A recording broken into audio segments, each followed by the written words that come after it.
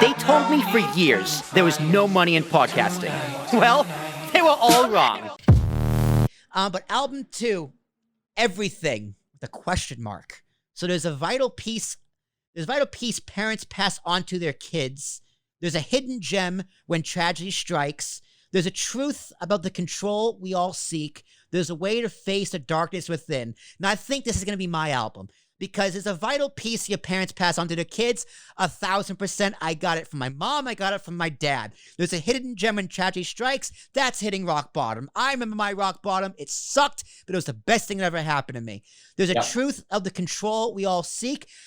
I don't know what that means. You'll break it down. And there's a way to face the darkness within, and God damn it, that's the truth, and everyone does it differently. So what's the reason behind the name Everything, and why the question mark? Yeah. So without giving too much away, the album is titled Everything, question mark. And then the very last story is titled Everything. No question mark. So the last story on the album answers that question. But if you look at the cover of that album, it's an eye, and people have told me before, like, why such a creepy album cover? I'm like, what do you? I love it. It's right behind you. I can see it over your shoulder. Yeah, it's right here. And love it. It's gorgeous. Whose eye is it? Thank you. It's my significant other's. Although he has brown eyes, so I had to have it altered because if you look, the actual pupil is the Earth. Oh, that's gorgeous. So it's like an eye in the sky, but on the earth. And it's, and this album is, I don't want to, like the first album is, there's some playful aspects to it. And this album goes a little bit deeper, still playful. You know, there's a story about, a squirrel, and a birthday cake. But this album goes a little bit deeper into kind of more psychological and pulling ourselves out of that. There's a 3-part story called The Case of the Missing Man, Oceans and Rivers, and Misty Mountaintop that is about someone who's goes missing in their life and they're depressed. And, most of the stories probably are about 5 to 10 minutes long. They stand alone. You're not going to miss anything if you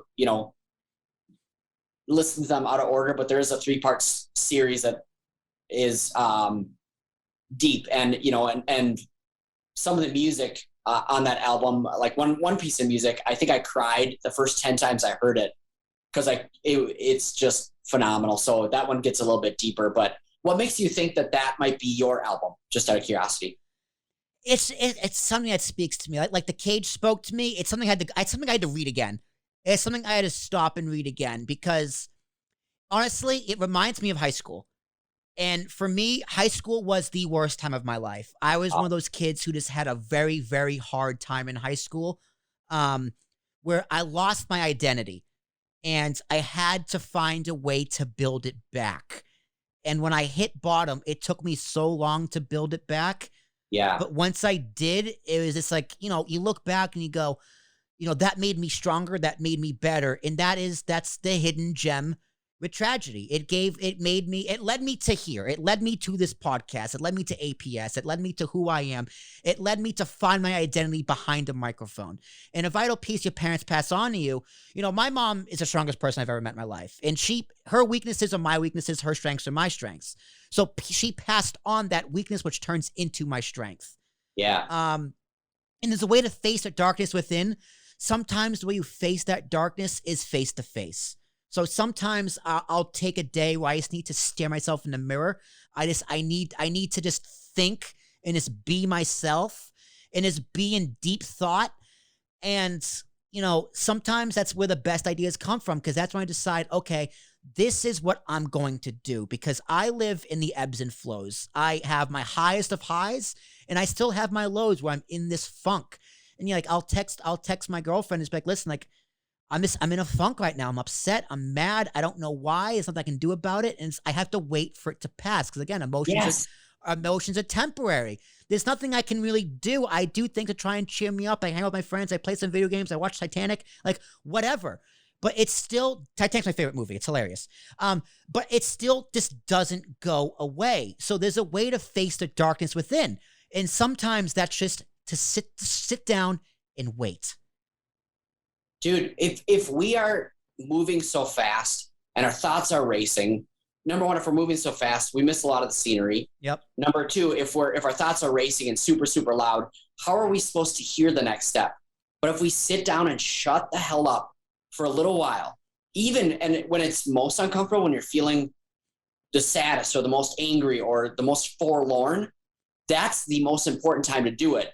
But typically that's the time when people avoid it the most because it feels the most uncomfortable. But I'm going to tell you something, Will.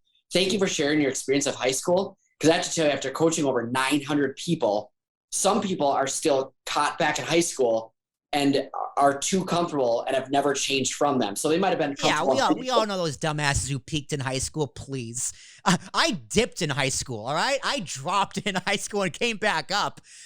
Sure. But yeah, no, I'm glad you asked because, like, you know, again with the theme of being uncomfortable, right? Like I'm in a position now as a business owner and as a man. I'm 26 years old, where I'm trying to tackle what makes me uncomfortable. It's like, okay, I'm a business owner.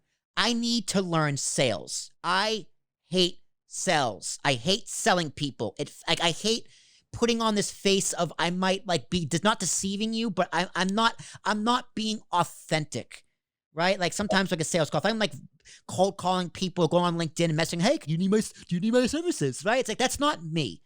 Like Sure. me is doing a podcast. So yeah, like part of these podcasting is networking tool. It's definitely a networking tool. So it's a little more authentic, but you know, the idea of tackling the uncomfortable was something that stuck out to me. And we talked about before the podcast, this little picture up here, American Minutes, was a podcast I had to discontinue for multiple reasons. So I thought, okay, I have a hole here. What's my next podcast venture? And I thought, I'm going to do a solo show. And I don't do solo shows. Like I was very stuck in my ways. As we said, men are stubborn. I was very stubborn saying, I am not going to do a solo show because I suck at them. I don't know what to say. I don't like the sound of my voice. And like, it's not something I'm good at. It's not my comfort zone. So then I thought, okay, let me do a solo show. And lo and behold, I'm calling it The Comfort Zone. And the irony is that I'm doing something that makes me super uncomfortable to make it comfortable, to become comfortable. And I'm talking about, it's a podcast all about me. It's me telling my shared experiences, some stories, some funny things, stuff about the business. It's essentially my Dear Diary as a podcast that eventually I'm going to turn to my autobiography. Like almost like a memoir on the air. Yep, exactly. Yep. And so that was my planning. And it's super uncomfortable. I don't have a set schedule. I record when I feel like it. So yesterday I did something because I was having doubts of should I release these things. I recorded 8 of them so far as recording this, and I haven't released any of them yet. So I'm thinking, do I release these? Because listen, these things are very personal to me. Like I mentioned my first episode, like, listen, like, you know, high school, I hit bottom, and eventually I'm going to tell that story when I'm ready to tell that story. But I'm just not there yet. And one day I'll get there. But that's very personal to me. And, you know, I saw this story about this woman on TikTok who like had a baby and she put pictures of her babies behind a paywall.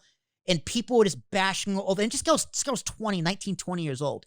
And people online are just bashing her and praising her. And she has 21 million TikTok followers. I'm like, okay, you have potentially hundreds of thousands of people praising you and at the same time bashing you over the head for doing something that was personal to you.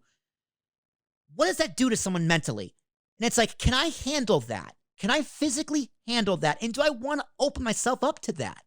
Because if someone's listening to this podcast, Talking with Tarashuk, or the Ambiguous Podcast Solution, they give me positive, negative feedback, I can turn that off. I can turn that off from my brain. I cannot read it. I don't care. Like it, hate it. It feeds the algorithm. Comments away. You hate on it, shit on it. You love it, praise it. I don't care. Doesn't matter to me. But comfort zone, this the meaning of the podcast and doing something that's so uncomfortable and out of my comfort zone, that's very personal, that's hard. That's hard.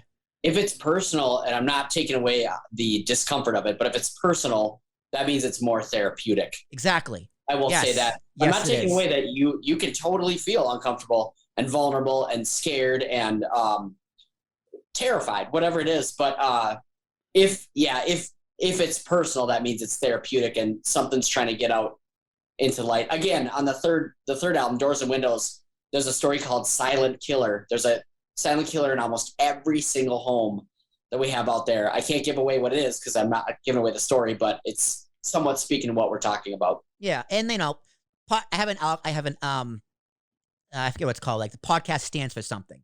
So a podcast is a personally oriented discussion centered around select topics. Podcast acronym. There it is. Acronym. Did you make that up? I did. So I like it. how I come up with most things is I'm either in the shower or trying to fall asleep. That's where the best ideas come from. Sure. Where the one place you can never get a pen and paper. So Yeah. like I was trying to fall asleep and I had, okay, centered around select topics. I'm like, okay, cast, that's good. What does the pod stand for? It's like, okay, P stands for personal because all podcasts are personal. All art is personal. So podcasts to me are very, very personal. So personal. Discussion, duh, it's a discussion.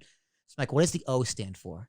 What could the O stand for? I'm like, orient. So I had to Google it. I had to make sure Google what orient means. You know, it's like focused around. It's like Sure. oriented. Nailed it. And 5 minutes later, fell asleep. Yep. So I've told that story thousands of times on this podcast. So sorry if you listen to it again, but you know, it's very valuable information. So yeah, this book in particular, everything. Yeah, that's essentially what it is. And it's a good segue to doors and windows. So there's a hunger.